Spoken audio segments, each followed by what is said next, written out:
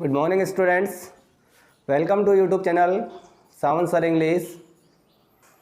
हम मिशन रीट 2022 के बारे में चर्चा कर रहे हैं। इसमें हम पढ़ रहे हैं इंग्लिश लैंग्वेज सेकंड, और इंग्लिश लैंग्वेज सेकंड में हमारा जो टॉपिक चल रहा है वह है subject verb concord. Subject verb concord जो हमारा टॉपिक चल रहा है उसकी जो क्लासेज थी वो कल कंप्लीट हुई है। उसके बाद आज हम एक्सरसाइज करने जा रहे हैं।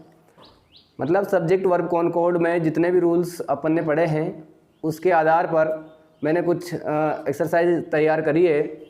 आपके सामने फॉर एग्जांपल्स 12 सेंटेंसेस लिखे हुए हैं। इसमें अपने को केवल सिंगुलर वर्ब और प्लूरल वर्ब के बारे में डिस्कस करेंगे अपन। तो देखिए, शुरू करते हैं क्लास को। आप भी अपने स्तर पर एक्सरसाइजेज किया करें जहाँ से भी आपको मिलती है। देखिए, हमारा क्वेश्चन है, सबसे पहले डायरेक्शन लिखा हुआ है, fill in the blanks with suitable verb. Fill in the blanks with suitable verbs choosing from the brackets. Brackets में जो वर्ब दी गई है उसका अपन को चूज करना है। दो है, दो में से एक सेलेक्ट करनी है। हमारे पास एग्जामिनेशन में 4 ऑप्शंस आते हैं। 4 ऑप्शंस में से अपने को एक चूज करना होता है, बट मैंने यहाँ पे आपको 2 लिखी है। 4 जो होती है उस 4 में भी 2 ऐसी वर्ब होती है जो आप देखते ही पहचान लेते हैं कि ये 2 तो इसमें है ही नहीं। उसी आधार पे मैंने केवल 2 वर्ब लिखी है, सिंगुलर और प्लूरल। और हमने जो अभी जो क्लासेज हुई है उसमें भी अपन ने यही सीखा है कि किसी भी सेंटेंस में जो सब्जेक्ट होता है वो सिंगुलर कौन सब्जेक्ट होता है, प्लूरल कौन होता है। मतलब अगर हमें डाउटफुल है तो उसके बारे में हमने डिटेल से स्टडी करी है कि कौन से सेंटेंस में किस प्रकार से हम सब्जेक्ट को पहचान सकते हैं, कौन सा नाउन जो है वो सिंगुलर है और कौन सा नाउन प्लूरल है। हमने देखा कि उसमें अधिकांश ऐसे नाउन्स अपने सामने आए थे जो देखने में तो ऐसे लग रहे थे जैसे कि कोई ये सिंगुलर है, बट वो होते क्या थे, प्लूरल होते थे। और कई ऐसे देखे हैं जो होते तो प्लूरल थे, बाकी दिखते कैसे थे, सिंगुलर दिखते थे। तो देखिए, हम इसके ऊपर चर्चा कर रहे हैं। सेंटेंस जो मैंने लिखे हैं, पहला सेंटेंस में शुरू करता हूँ। देखिए, पहला सेंटेंस है ईच चाइल्ड। ईच चाइल्ड, फिर ब्लैंक्स आ गया, एन आइसक्रीम। देखिए, यहाँ पर हैज और हैव दोनों में से अपने को एक फिल करना है। अपन ने रूल जब पढ़े थे उसमें पढ़ा था कि किसी भी सेंटेंस में अगर कोई नाउन है वो ईच या एवरी से जुड़ा हुआ है तो उसके साथ आने वाली जो वर्ब है वो कौन सी होती है, सिंगुलर होती है। उसी आधार पे हम देखेंगे कि ईच चाइल्ड, अब उसमें भी अलग था कि अगर ईच या एवरी से 2 अलग अलग नाउन जुड़े हो तो वहाँ पे कौन सी वर्ब आती है, प्लूरल वर्ब आती है। बट यहाँ ऐसा नहीं है क्योंकि वहाँ एंड से जुड़ने वाली बात थी। यहाँ एंड का कोई रोल नहीं है। यहाँ केवल चाइल्ड जो नाउन है वो किससे जुड़ा हुआ है, ईच से जुड़ा हुआ है। तो देखिए, each child has an ice cream, क्या आ जाएगा इसमें, each child has an ice cream. और देखो, आप ऐसा नहीं माने कि ये तो सीधा सेंटेंस है और इस प्रकार का एग्जामिनेशंस में थोड़ी आएगा, तो ऐसा नहीं है। एग्जामिनेशंस में क्या है, हम उस चीज़ को पहली बार देखते हैं इसलिए अपने को क्या थोड़ा टफ या हार्ड फील होता है। बट जब उसी पेपर को हम करा कर दूसरी बार जब देखते हैं तो हमें ऐसा लगता है कि यार ये तो बहुत सीधा सेंटेंस था, अपन तो इसमें पता नहीं मात खा गए। इसलिए मैंने जो सेंटेंस लिखे हैं वो सेंटेंस उसी से रिलेटेड लिखे हैं जैसा एग्जामिनेशंस में प्रीवियस पेपर्स में पूछा गया है। तो देखो, पहला जो सेंटेंस है, एग्जाम्पल है, each child has an ice cream. प्रत्येक बच्चे के पास क्या है, एक आइसक्रीम है। आगे देखिए, अब ये देखो, ये भी सीधा है, a child sweets. A child sweets, देखो ये क्या है, सिंगुलर काउंटेबल, एक ही जाति का बोध करा रहा है, इसलिए यहाँ पर भी वही हम रूल फॉलो करेंगे। अ चाइल्ड लाइक्स स्वीट्स, कोई भी जो बच्चा होता है, या ए का मतलब है कोई भी, anyone. A child likes sweets, कोई भी जो बच्चा होता है वो क्या पसंद करता है, स्वीट्स पसंद करता है। देखिए, थर्ड सेंटेंस क्या है, काउज। काउज जो है वो इंडेफिनेट है, मतलब ऑल ओवर प्रजाति के लिए है।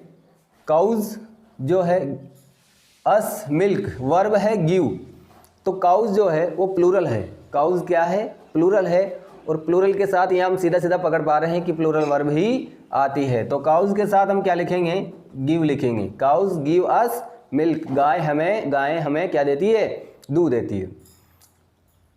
फोर्थ सेंटेंस है देहर। किससे सेंटेंस शुरू हो रहा है, देयर से। और देयर के बारे में आप जानते हैं कोई भी सेंटेंस देयर से कब शुरू किया जाता है, जब उस सेंटेंस में सब्जेक्ट नहीं हो, मतलब डमी सब्जेक्ट के रूप में देयर का प्रयोग होता है। किसके रूप में होता है, डमी सब्जेक्ट के रूप में देयर का प्रयोग होता है और उसमें देहर का कोई भी मीनिंग या सेंस नहीं होता है। तो there 10 girls in the class, कक्षा में 10 लड़कियां हैं। वाक्य का मीनिंग क्या है, कक्षा में 10 लड़कियां हैं। तो देखिए कक्षा में 10 लड़कियां हैं, अपने आप में कैसा भाव आ रहा है, एक वचन का रहा है, बहुवचन का रहा है। तो देखो कक्षा में 10 लड़कियां हैं मतलब प्लूरल सेंस है। तो देयर आर 10 गर्ल्स, मतलब देयर के बाद आने वाले जो वर्ब है, इसके बाद जो नाउन या प्रोनाउन जो भी दे रखा है, हाँ, उसके आधार पे यहाँ की वर्ब भरी जाती है। तो देखिए there are 10 girls in this class, तो हम यहाँ क्या भरेंगे, देयर आर भरेंगे, देयर के बाद आर भरेंगे। फिफ्थ सेंटेंस है the people of this village. The people of this village, इस गांव के लोग, हार्ड वर्किंग, क्या है, हार्ड वर्किंग है, कठिन परिश्रमी है। देखिए अब यहाँ पर अगर रिक्त स्थान से जस्ट पहले हम देखते हैं तो जो नाउन है वो सिंगुलर है, दिस विलेज। अब दिस विलेज के आधार पे अगर हम उसको फिल करेंगे तो अपन जल्दी से उसमें क्या भर देंगे, इज भर देंगे, परंतु हमारा सेंटेंस क्या हो जाएगा, गलत हो जाएगा। क्योंकि यहाँ पर जो आने वाली वर्ब है वो इसके लिए नहीं आ रही है, वो किसके लिए आ रही है, इसके लिए। The people of this village, ये देखो ये ऑफ जो है, ये ऑफ का रोल आपको पता होना चाहिए, क्योंकि ऑफ का जो रोल है उसके बाद जो नाउन आ रहा है उसके ऊपर वर्ब डिपेंड नहीं रहती है, उसके पहले आने वाले नाउन के ऊपर रहती है। तो देखो द पीपल जो है, पीपल के बारे में मैंने आपको बताया, पीपल जो होता है वो क्या होता है, प्लूरल होता है, मतलब इसका प्लूरल नहीं बनता है, ये अपने आप में क्या होता है, प्लूरल होता है। तो the people of this village are hard working, इस गांव के जो लोग हैं वो क्या है, हार्ड वर्किंग है, कठिन परिश्रमी है। सिक्स सेंटेंस है, सेंटेंस सीधा है, परंतु सीधा होते हुए भी हम क्या करते हैं, जल्दबाजी में गलत कर बैठते हैं। आप जानते हैं does the boy, does the boy present indefinite का इंट्रोगेटिव सेंटेंस है, प्रेजेंट इंडेफिनेट का इंट्रोगेटिव सेंटेंस है, क्योंकि सब्जेक्ट से पहले सहायक क्रिया डू डज आती है। तो यहाँ सब्जेक्ट सिंगुलर है इसलिए यहाँ पर हमने डज लिखा है।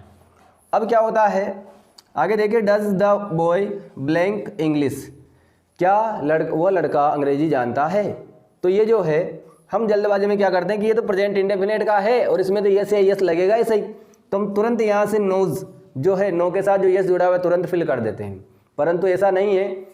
क्या है, जब सिंगुलर नाउन के साथ डज आता है तो फिर वर्ब के साथ, वर्ब की फर्स्ट फॉर्म के साथ जो हम यस या यस लगाते हैं तो यस या यस को हम क्या कर देते हैं, रिमूव कर देते हैं। तो यहाँ क्या आएगा, नो, क्या आएगा, no. Does the boy know English, क्या वो लड़का अंग्रेजी जानता है।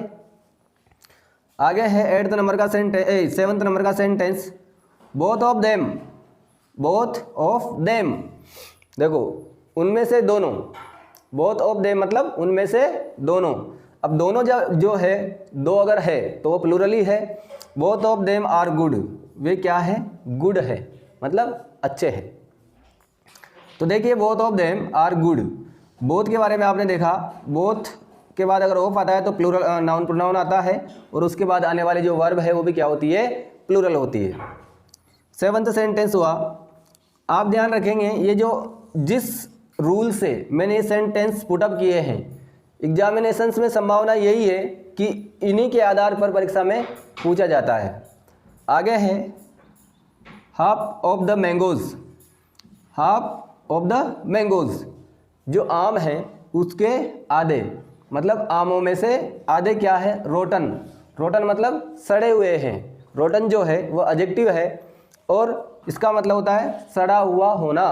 तो देखिए half of the mangoes are rotten, क्या है, सड़े हुए हैं। अब देखो आर क्यों आया है, क्योंकि मैंगोज क्या है, प्लूरल है, क्या है, प्लूरल है। अगर यहाँ पर हाफ ऑफ के बाद अगर अनकाउंटेबल नाउन होता जो सिंगुलर होता तो फिर आने वाली जो वर्ब है वो भी क्या होती, सिंगुलर वर्ब होती। तो देखिए half of the mangoes are rotten, क्या आ जाएगा यहाँ पे, आर आ जाएगा। नेक्स्ट सेंटेंस देखिए, most of the traffic, most of traffic. Traffic जो है, ये ट्रैफिक शब्द के बारे में आप याद रखेंगे, ट्रैफिक जो है वो काउंटेबल नहीं है। ट्रैफिक जो शब्द है, नाउन है, वो क्या है? काउंटेबल नहीं है, वो क्या है? अनकाउंटेबल है। और अनकाउंटेबल कौन होता है? सिंगुलर होता है। और सिंगुलर होने के कारण उसके साथ आने वाली वर्ब क्या होती है? सिंगुलर होती है। तो देखिए, most of the traffic by the main road, तो यहाँ गो यस गो जाएगा, क्या आएगा? Goes. Most of the traffic goes by the main road, किस तरफ जा रहे हैं? मेन रोड के द्वारा, मेन रोड की तरफ से जा रहे हैं। तो देखिए, मोस्ट ऑफ द ट्रैफिक मतलब अधिकांश जो यातायात है वो किधर है? वो मेन रोड की तरफ से जाता है। तो देखिए, आप इस ट्रैफिक को ध्यान रखेंगे क्योंकि ये ट्रैफिक भी चक्कर पटकता है। आगे है next sentence, A number of boys, शायद इमेजिन दैट, ये कल ही हम अपने ये वाला रूल पढ़ा था। अ नंबर ऑफ बॉयज, अब ए नंबर का मतलब होता है बहुत, क्या होता है? बहुत। और द नंबर का मतलब होता है संख्या बताता है। तो a number of boys were there, बहुत सारे बच्चे वहाँ थे। तो इसके बाद आने वाली जो वर्ब है वो कौन सी आएगी? प्लूरल आएगी। 11वें नंबर का सेंटेंस है, मिस्टर एंड मिसेज ठाकुर, मतलब श्रीमान ठाकुर और श्रीमती ठाकुर। अब एंड जुड़ा हुआ है, दोनों अलग अलग है। तो देखो, mister and missus Thakur are in the garden, कहाँ है वो? गार्डन में है। दो व्यक्ति के बारे में चर्चा हुई है, दोनों किससे जुड़े हुए हैं? एंड से जुड़े हुए हैं। तो देखिए, mister and missus Thakur are in the garden, श्रीमान और श्रीमती जो वो है ठाकुर, वो कहाँ है? गार्डन में है। देखो, इस प्रकार का सेंटेंस एग्जामिनेशन में आने की ज़्यादा संभावना है, आप याद रखें। आगे है ये भी बहुत इंपॉर्टेंट है, Gulliver's travels, Gulliver's travels a famous satire. Gulliver's travels जो है एक बुक है, क्या है? ये बुक है। और ये क्या है? एक फेमस सेटायर है। फेमस सेटायर मतलब व्यंग्य है। तो देखो, गुलिवर्स ट्रेवल्स जो है एक बुक का नाम है। क्या है बुक का नाम? अपन ट्रेवल्स समझकर यहाँ पर इसको प्लूरल नहीं माने, तो यहाँ पर क्या आएगा? इज आएगा। क्या आएगा? इज आएगा। Gulliver's travels is a famous satire, ये एक फेमस सेटायर है। तो देखिए, आज की क्लास थोड़ी शॉर्ट है, बट हमने जो एक्सरसाइज करी है वो बहुत इम्पोर्टेंट है। आप इनको हल्के में नहीं लें, क्योंकि इसी बेस पे एग्जामिनेशंस में क्वेश्चंस आने वाले हैं। तो देखिए, सब्जेक्ट वर्ब कॉनकॉर्ड के आधार पर आज हमने प्रैक्टिस एक्सरसाइज रखी है। प्रैक्टिस एक्सरसाइज में हमने 12 सेंटेंसेस कंप्लीट किए हैं। कौन कौन से रूल से ये आए हैं, कौन कौन रूल इसमें लगे हैं, आपने अभी देखा। और अब हमारा जो सेकंड नंबर का टॉपिक सब्जेक्ट वर्ब कॉनकॉर्ड है वो आज पूरा होता है। अगर इसमें अगर फिर भी कोई एक्सरसाइज अगर करवाते हैं तो नेक्स्ट क्लास में या उसके आफ्टर आ जाएगी। तो आज की क्लास में इतना ही। आप जोश के साथ तैयारी करिए और रीट 2022 जिसका एग्जामिनेशन 23 और 24 जुलाई को फाइनल हुआ है।